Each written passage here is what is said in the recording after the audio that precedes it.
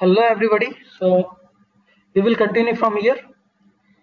So we are continuing the Angular best practices for writing the code. So what we can do, like earlier, what we are doing, like we have initialized the module and we were defining the controller, factory 1, factory 2, factory 3, and together, like cascading. You define the controller, you define the factory, you define the directive. And then later we will defining the separate function some controller, function some factory. But it's not a best approach. Like if you want to provide isolations and code more readable, then you need to define individually. You got the module, then this is the first controller. You define the function. Now the function is just after the declaration of controller. So you can read that this dashboard is controller. This is the function of the controller. Now this is the factory and this is the function of the factory. This is the first one, this is the second one. So this is how you are isolating this. Now the second one is, I have already covered this thing, like controller add syntax. Creating the instance of controller. So earlier what we were doing in the ng controller, we were putting the name of the controller. But you can create the instance of a controller. What is the requirement of creating the instance? Like there is a common method, you want to provide a different functionality from different locations of your application, then you need to create a different instance for each and every call, so that each and every output should not impact the output of other functions. So in that case, you can create a different instance for individual call. So like customer.name, whatever the value you are getting, that will not going to impact the customer.name of any other instance of controller. Controller add syntax is also important because you are not going to use a scope in this thing, because you are not putting the things in the scope, because scope also has a limited. You have a root scope, and you are putting the things, everything in scope, that is also going to provide a performance impact of your application. So try to use this variable like this. You have customer, this dot name. You can define a function also like this dot send message. And how you can access this method?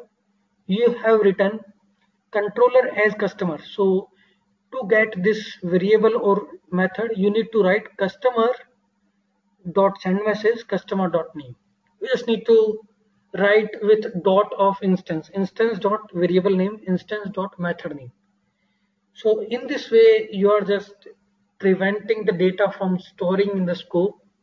You are optimizing your application, and you are creating a separate instance, because this is creating a separate instance, separate variable.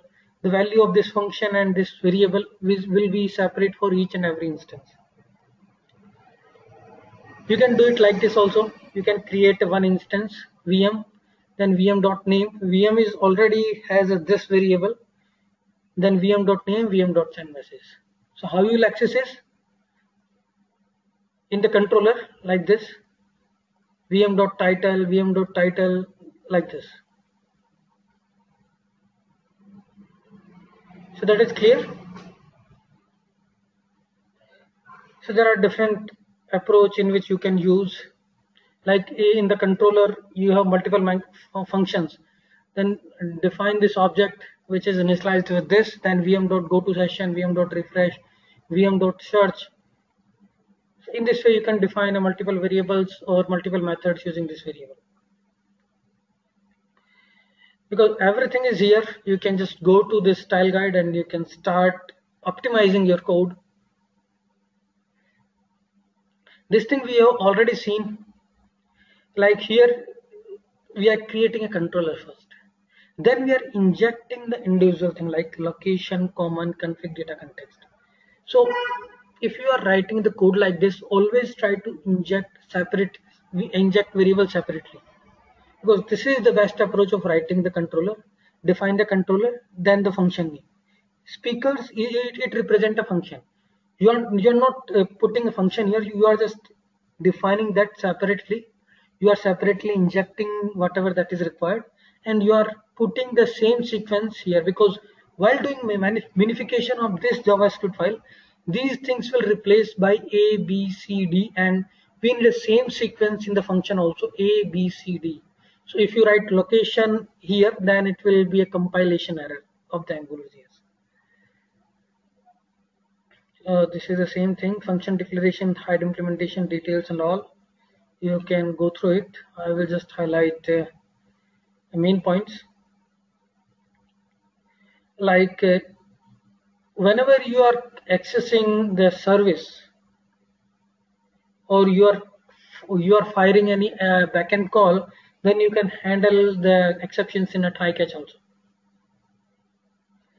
We have seen earlier, we have seen only there are two functions, http.get, it is calling something, the dot then, if this is done, otherwise dot error.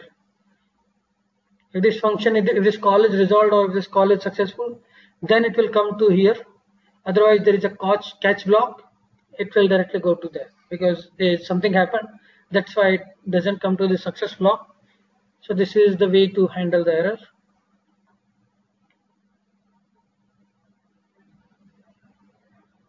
Okay, singletons. This is about singleton. Like in your application, sometimes you need some singletons which you can access, like logger. Logger is something which you need to define at a one place where, and you can access the logger instance or logger object anywhere in the application, because this is something which is common, which can be accessed from anywhere from the application. Like if you are providing internationalization support, you will create some factory or some kind of controller that should be accessed by from anywhere in the application, because that is a common functionality which anyone can use.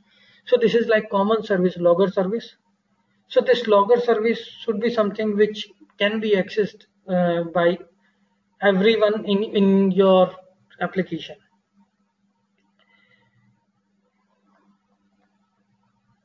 All Angular services are singleton by default.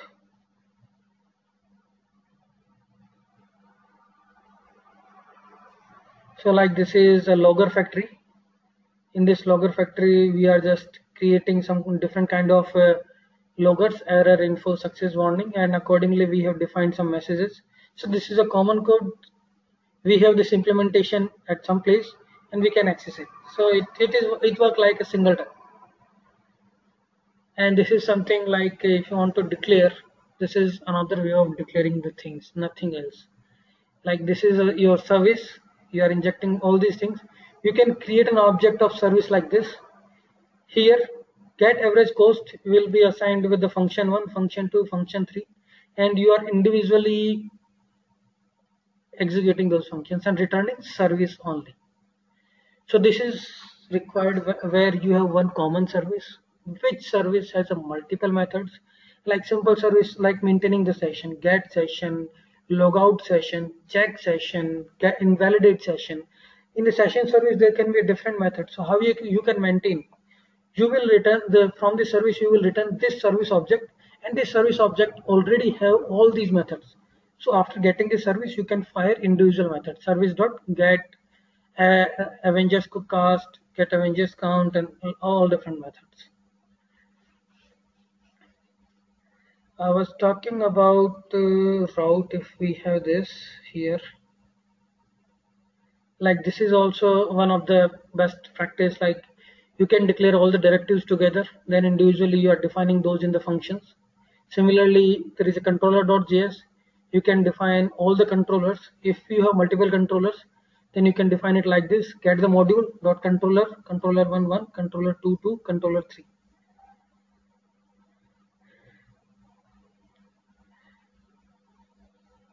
So this is just like separating all those controllers, all those directives. So each directive function will be associated with the directives.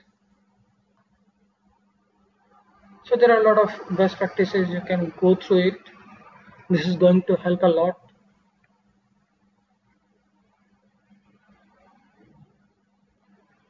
ng annotation I haven't tried, but you can try. The ng annotation is important concept. Exception, the catching. Okay, for rest of the things, because there are a lot of things which you can cover. There are small things. Some are repeating, like you have to write services with the function name, same thing.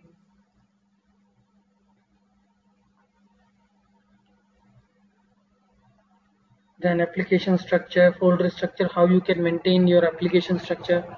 Like services are kept, all services are kept in the services folder. All layout files are kept here. Components and JavaScript files are kept here. So this shows how you can maintain the folder structure, because if you are developing any application from scratch, you have to decide the folder structure, how you are going to maintain the separation and readability of your code for maintainability. So this defines like how you can maintain the multi-module project, because in Angular application there should be one module which is called a root module. So here you see Angular dot module app. App here is a root module, and these are all dependent modules: app.core, app.visit, app.customer. Now you see the definition of individual module. App.core is also some module. It's not a predefined or inbuilt module like ng-route, ng-resources. So you have to define it somewhere. Angular.module, app.core, it is again dependent on some predefined modules. ng-animate, this you need to include a JavaScript. UI router, ng-gulp. So these are some predefined modules.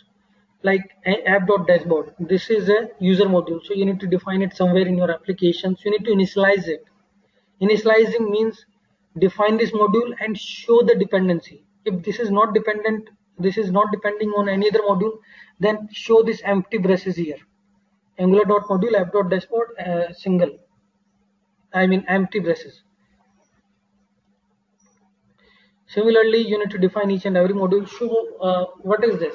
App is a root module, so you can get this module anywhere and can execute any kind of functionality, because this is the root module, so it can access any controller, any directive, any factory. So that's all, friends. You can look out this link and can apply the best practices in your application. Thank you, everyone.